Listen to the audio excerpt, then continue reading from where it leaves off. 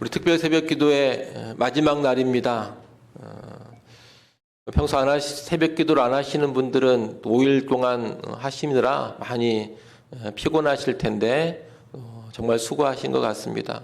우리 마지막 날인데 또 인사 한번 하겠습니다. 우리 주변 사람들과 예수 안에서 항상 기뻐합시다. 이렇게 한번 인사하겠습니다. 예수 안에서 항상 기뻐합시다. 또 피곤해도 너무 또 이렇게 우중충하게 계시지 마시고 또 웃는 얼굴로 또 기쁨 가운데 기도에 참여하시면 좋겠습니다. 한 번 더 인사하겠습니다. 또 주변 사람들과 범사에 감사하는 한 해가 됩시다. 이렇게 한 번 더 인사하겠습니다. 범사에 감사하는 한 해가 됩시다. 여러분 올 한 해 많은 일들이 또 벌어질 텐데 범사에 감사하는 그런 한 해가 꼭 되기를 바랍니다. 우리가 이번 특별 새벽 기도회에서는 데살로니가 전서 5장 후반부 말씀을 쭉 보면서 성도의 교회 생활에 관해서 살펴봤습니다. 먼저 성도의 대인 관계를 봤습니다. 우리 성도들은 지도자들을 향하여서는 그 지도자들을 잘 이해해주고 사랑 안에서 가장 귀히 여겨야 한다 했습니다. 그리고 성도들 서로 간에는 서로 화목하고 서로 영적인 필요를 채워주고 서로 간에 악을 악으로 갚지 말고 선으로 대하라 그래야 한다고 배웠습니다. 그리고 나서 성도의 영적 삶에 대하여서 살펴봤습니다. 성도는 항상 기뻐하고 쉬지 말고 기도하고 범사에 감사하는 삶을 살아야 한다 했습니다. 이것은 하나님 앞에서 보여줘야 될 개인적인 영적 삶, 개인적인 경건의 삶입니다. 이어 성도는 교회 사역과 연관해서 성령을 소멸하지 않고 예언을 멸시하지 않아야 함을 배웠습니다. 성령의 사역을 억제하거나 말씀의 사역을 무시하지 않는 그런 모습으로 교회와 성도들이 나가야 한다는 겁니다. 우리는 말씀 가운데 성령께서 불같은 역사를 일으키도록 해야 합니다. 이제 오늘은 마지막으로 21절, 22절 명령을 보려고 합니다. 이 21절과 22절의 명령은 우리가 어제 봤던 19절, 20절의 명령과 연계됩니다. 19절, 20절에서는 성령을 소멸하지 말라, 예언, 곧 말씀을 멸시하지 말라고 했습니다. 그런데 이 명령에 따라서 성령의 사역에 마음을 활짝 열고 또 말씀 사역에 뜨거운 열망을 품으면 자칫 문제가 발생할 수가 있습니다. 어떤 문제가 발생할 수 있느냐? 진정한 성령의 역사나 성령의 감동이 아닌 것, 참된 말씀의 가르침이 아닌 것, 이런 것을 쉽게 받아들여 버리는 문제입니다. 마음을 열고 열망을 품다 보니 성령의 일하심 그리고 말씀의 사역 연관해서 아무 것이나 그냥 쉽게 무조건 받아들이고 수용해 버리려는 그런 문제를 보일 수가 있다는 겁니다. 우리 주변에도 보면 그릇된 성령 운동에 빠지는 사람은 주로 어떤 사람들이냐? 성령의 일하심에 관심이 있고 사모함이 있고 마음이 열려있는 사람들입니다. 또 이단에 빠지는 사람도 주로 어떤 사람들이냐? 신앙에 전혀 무관심하고 말씀에 전혀 관심이 없는 그런 사람들이 아닙니다. 나름 말씀에 열심히 있고 말씀을 좀 더 잘 배워보고 싶은 사람들, 그런 사람들이 이단의 그릇된 가르침에 쉽게 빠져듭니다. 성령을 소멸하지 않고 말씀을 멸시하지 않으려는 그런 사람들이 의외로 잘못된 모습 가운데 들어갈 때가 많다는 겁니다. 그래서 하나님은 19절, 20절 명령에 이어서 오늘 본문 21절, 22절의 명령을 연달아 주시는 겁니다. 먼저 21절에 보면 범사에 헤아려 좋은 것을 취하라 그렇게 명령합니다. 우리에게 성령의 역사, 성령의 감동으로 보이지만 실상 거짓된 것이 있습니다. 괜찮은 말씀 같고 은혜로운 말씀으로 들리는데 진리가 아닌 것들이 꽤 있습니다. 우리는 뜨겁기만 하면 다 성령이 하시는 일로 간주를 하고 신비한 체험이 나타나기만 하면 다 성령이 주시는 체험으로 생각을 합니다. 또 어떤 설교나 가르침이 내 마음에 감동을 주거나 내 삶에 도움이 되기만 하면 다 좋은 말씀으로 받아들입니다. 21절의 명령은 그런 모습을 조심하라는 겁니다. 헬라어 원문에 보면 21절 앞에는 그러나라는 접속사가 있습니다. 19절 20절에서 성령을 소멸하지 말고 예언을 멸시하지 말라 이렇게 명령하고서 21절에서 그러나 범사에 헤아려 좋은 것을 취하라 이렇게 말하는 겁니다. 범사를 헤아리라고 했습니다. 여기서 헤아린다라는 말은 면밀히 시험하고 검사해서 진짜인지 가짜인지를 제대로 파악하라 이런 뜻입니다. 우리가 성령을 소멸하면 안 되고 예언을 멸시해서도 안 됩니다. 하지만 그렇다고 해서 성령의 이름으로 행해지는 것들을 무조건 다 받아들여 버리면 안 됩니다. 성경을 가지고 말한다 해서 그런 말을 무조건 다 수용해서도 안 됩니다.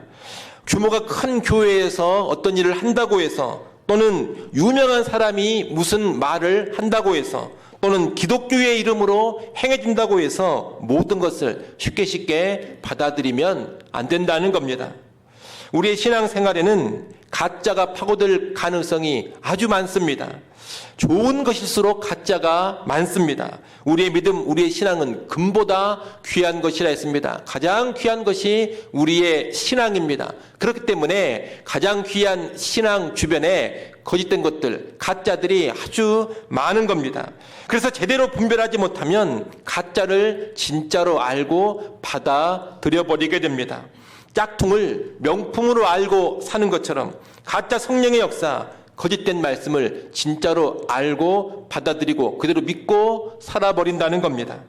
하나님은 이런 위험성을 염두에 두시고 범사를 헤아려라. 모든 것을 면밀히 시험하고 검사해 봐야 한다. 이렇게 말씀을 하시는 겁니다. 여러분, 검증의 대상은 범사입니다. 모든 것이 다 검증의 대상입니다. 그 어떤 것이라도 영적 검증의 대상에서 제외되지 않는다는 겁니다.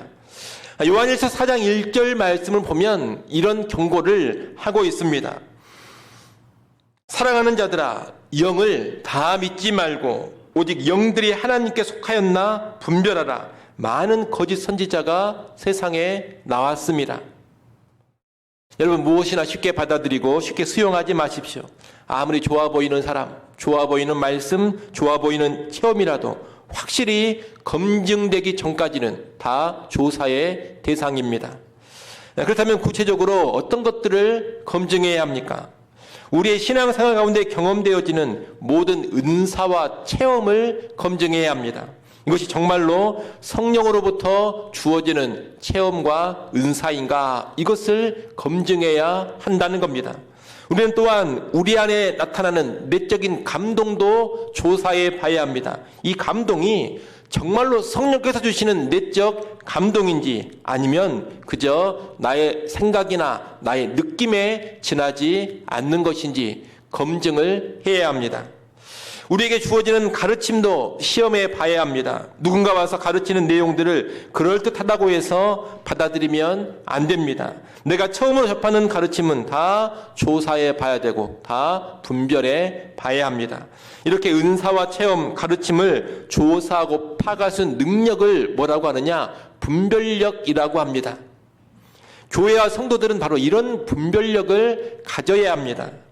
분별력이 사라지는 순간 교회는 어둠 속에 빠지게 됩니다. 악한 영들이 마음껏 뛰노는 놀이터가 되어버립니다. 그리고 거짓 교사, 종교 사기꾼들이 판치는 자리가 되어버립니다.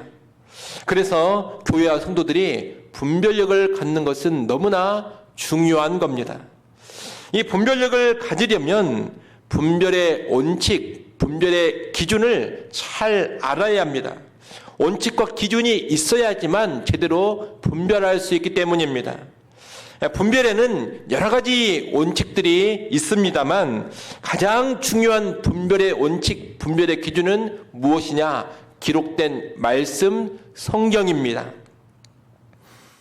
그리고 두 번째로 중요한 분별의 원칙은 뭐냐? 바로 열매입니다. 기록된 성경 말씀으로 분별하는 것이고 또한 열매로 분별을 하는 겁니다.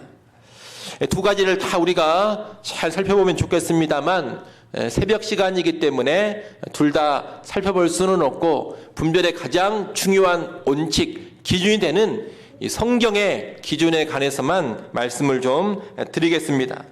여러분, 성경이 신앙의 모든 것을 파악하고 분별하는 가장 중요한 원칙이자 기준입니다.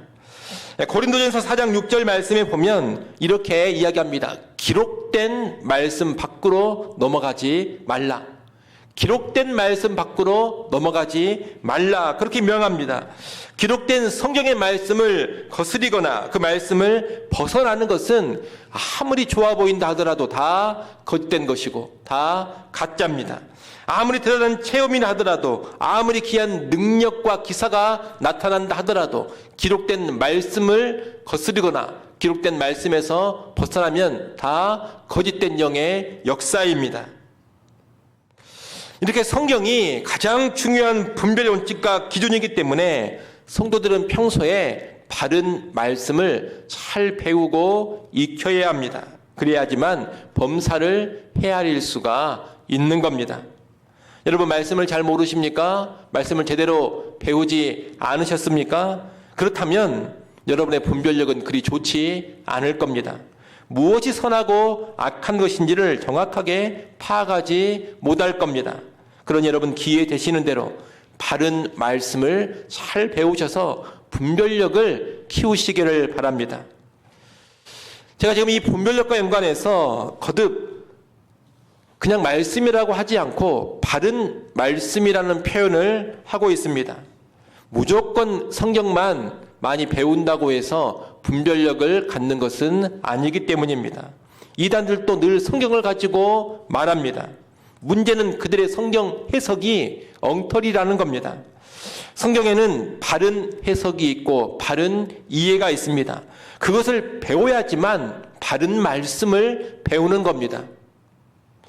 이런 이야기를 하면, 아니 목사님, 사람들마다 다 자기 해석이 맞다고 하고 자기의 이해가 제대로 된 이해라고 할 텐데 대체 어떻게 바른 해석을 말할 수가 있고 어떻게 바른 이해를 논할 수가 있습니까? 이런 질문을 하게 됩니다. 실제로 제가 종종 받는 질문입니다. 성경 가르치는 사람들, 설교하는 사람들이 다 자기 해석이 맞다고 하는데 대체 누가 바른 말씀을 전하고 누가 바른 해석을 하는지 어떻게 안단 말입니까? 이 질문에 대한 답은 이것입니다. 역사적으로 정통적인 교회의 해석법과 가르침이 바른 해석, 바른 가르침이라는 겁니다. 다시 말씀드립니다. 역사적으로 정통적인 교회의 해석법과 가르침이 바른 해석, 바른 가르침이다. 여러분, 착각하면 안 됩니다. 성경은 개인적인 방식으로 이해하고 믿으라고 주신 책이 아닙니다. 성경은 한 개인에게 주신 책이 아니라는 겁니다. 성경은 기본적으로 교회 공동체에 주신 책입니다. 그래서 성경은 개인적으로만 이해하고 믿는 책이 절대 아닙니다. 성경은 교회 공동체적으로 이해하고 교회 공동체적으로 믿어야 될 책인 겁니다. 그래서 역사 가운데 교회가 공동체적으로 함께 해석하고 함께 이해하고 함께 믿어온 그런 내용들이 있습니다. 성경에 근거한 정통교회 공통된 믿음과 공통된 이해가 있다는 겁니다. 바로 그것을 배우는 것이 바른 말씀을 배우는 겁니다. 반대로 역사적으로 정통적인 교회 공동체의 해석과 이해, 믿음을 이탈한 것을 가리켜서 거짓 교훈이라고 하는 겁니다. 왜 어떤 집단을 가리켜 이단이라고 규정할 수가 있습니까? 그 이단도 늘 성경을 가지고 말하지 않습니까? 대체 무엇을 기준으로 저곳이 이단이다 이렇게 규정할 수가 있느냐는 겁니다. 왜 이단이라고 규정하느냐? 역사적이고 정통적인 교회 공동체의 해석과 믿음, 이해를 이탈했기 때문에 이단이라고 하는 겁니다. 새벽 시간이기 때문에 더 길게 설명은 못 드립니다만 여하튼 여러분, 바른 말씀이란 역사적으로 정통 교회가 공인하고 가르쳐온 내용을 말하는 겁니다.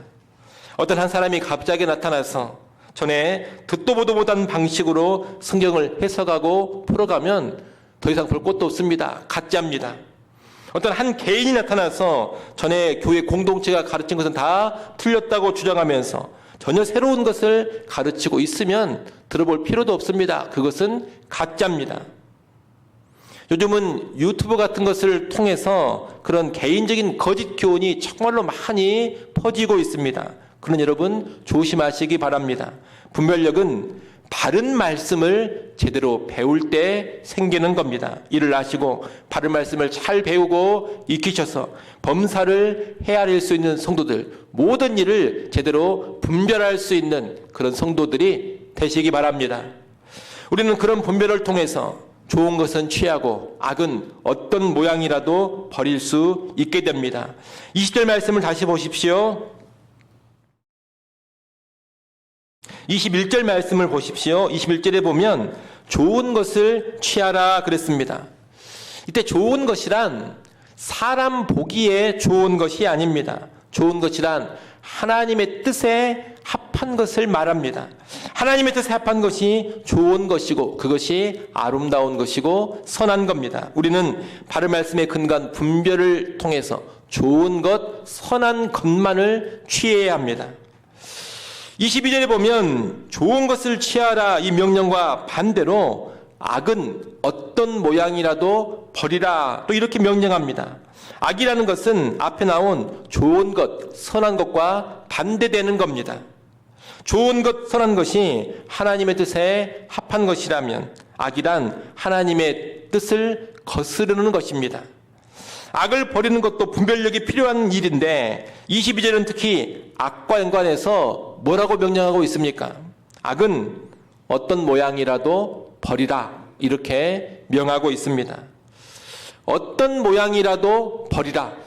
어떤 모양이라도 버리라 이 말은 우리가 두 가지로 생각해 볼 수가 있습니다. 하나는 모양이라는 말에 강조점을 둬서 악은 흉내조차 내지 말아라. 악은 모양조차 갖지 말아라. 이렇게 이해할 수가 있습니다.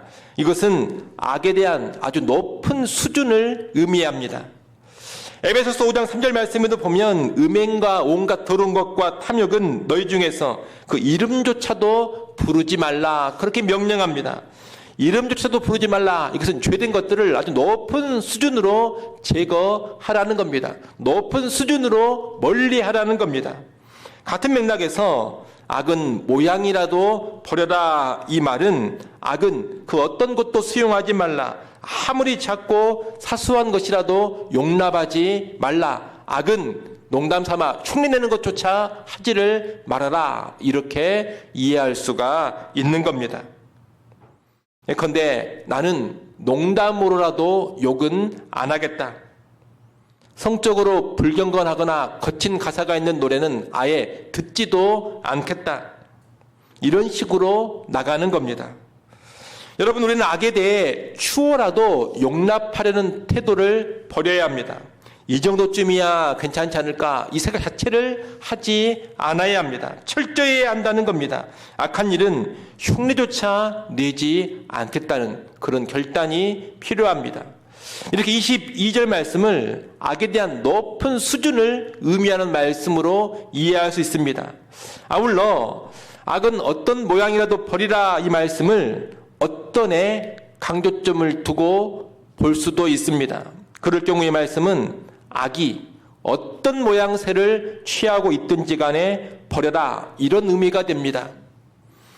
어떤 모습으로 나타나든지 악이라면 버리라는 겁니다.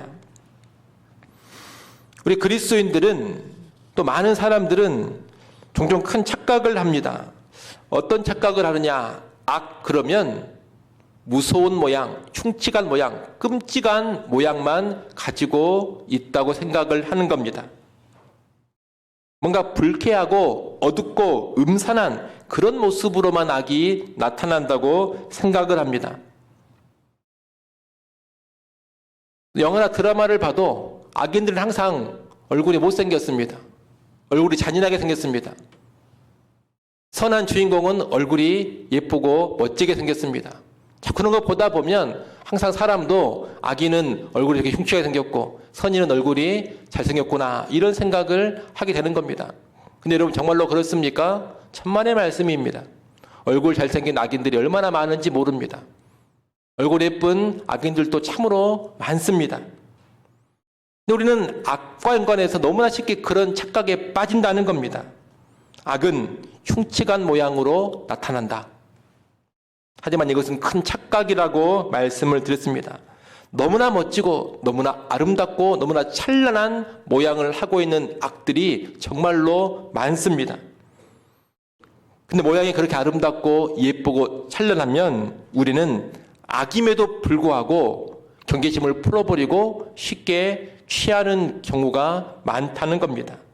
그 외양이 너무나 매력적이기 때문입니다. 성경은 악이 이렇게 멋진 모양으로 나타날 수 있음을 거듭 경고합니다. 사탄이 종종 광명의 천사와 같은 모습으로 나타난다고 경고를 하고 있습니다. 거짓 교사들이 의의 일꾼으로 가장한다고 경고를 하고 있습니다. 여러분, 최초의 타락 사건에서 선악과는 흉측하게 보이지 않았습니다. 보암직도 하고 먹은직도 하고 지혜롭게 할 만큼 탐스럽기도 하다, 그렇게 보였다고 말하고 있습니다. 먹으면 큰 탈이 날 것처럼 그렇게 끔찍하게 보이지 않았다는 겁니다. 너무나 매력적으로 보였습니다. 또 우리가 살아가는 세상을 보면 악을 아름답게 묘사하는 경우가 얼마나 많은지 모릅니다. 영화나 드라마를 보면 불륜을 얼마나 애틋하고 아름다운 사랑으로 묘사를 합니까? 동성애와 같은 성적인 타락을 인권과 사랑이라는 아주 고상한 가치로 포장을 하고 있습니다. 비성경적인 가치관을 퍼뜨리는 노래가 너무나 멋지고 화려하고 듣기가 좋습니다. 그릇된 탐욕과 악한 욕망을 멋진 성공과 화려한 영광으로 포장을 해놓고 있습니다. 이처럼 악은 보기에 좋은 모양을 가지고 있을 때가 너무나 많다는 겁니다. 그런데 우리 성도들은 아무리 좋아 보이고 아무리 멋져 보이고 아름다워 보여도 또 아무리 그럴듯해 보여도 분별을 잘해서 악으로 판명이 나면 아쉬움 없이 바로 버려버려야 한다는 겁니다. 어떤 모양새로 있든지 간에 악은 버려야 하는 겁니다. 교회는 종종 흉측한 모양의 악은 쉽게 버리지만 아름다운 모양의 악은 버리지 못할 때가 많았습니다. 그것이 분명 진리가 아니었습니다. 성경적이지 않았습니다. 그럼에도 불구하고 버리지를 못했습니다. 버리기는커녕 강하게 붙잡았습니다. 왜 그랬을까요? 그것이 너무나 매력적이고 아름다운 모양을 가지고 있었기 때문입니다. 교회만 그러겠습니까? 우리 개개인의 성도들도 그럴 수 있습니다. 달콤함과 그것이 주는 이익이나 매력에 이끌려서 계속 악을 품고 있을 수 있습니다. 너무 아름다워 보여서 악을 지속적으로 추구할 수도 있습니다. 하지만 언제나 악의 결과는 파멸과 몰락입니다. 우리는 그 끝을 알고 아무리 아름다워 보이는 악이라도 과감하게 버릴 줄 알아야 하겠습니다. 이렇게 악은 어떤 모양이라도 버리라는 22절의 명령은 모양도 흉내도 거부하는 높은 수준으로 악을 대처하라, 이런 의미와 더불어서 추하든 아름답든 어떤 모양이 됐든 악은 다 버려라, 이런 의미로 이해할 수 있겠습니다. 한마디로 악은 철저히 멀리하고 버려라, 이런 명령입니다. 우리는 올 한 해 분별력을 가지고 꼭 그렇게 살아갈 수 있어야 하겠습니다. 이제 오늘 말씀을 정리합니다. 여러분, 우리는 혼탁한 시대를 살고 있습니다. 2024년 한 해도 영적으로 더욱더 혼탁할 것입니다. 그러니 올 한 해를 보내면서도 바른 말씀에 입각한 탁월한 분별력을 갖기를 바랍니다. 여러분, 바른 말씀으로 모든 것을 잘 분별하십시오. 그래서 좋은 것, 선한 것은 취하시고 악은 어떤 모양이라도 버리십시오. 그래서 참으로 건강한 교회, 건강한 성도가 되어지는 올 한 해 될 수 있기를 간절히 축원합니다. 우리 시간에 같이 한번 기도하겠습니다. 들은 말씀을 또 기억하면서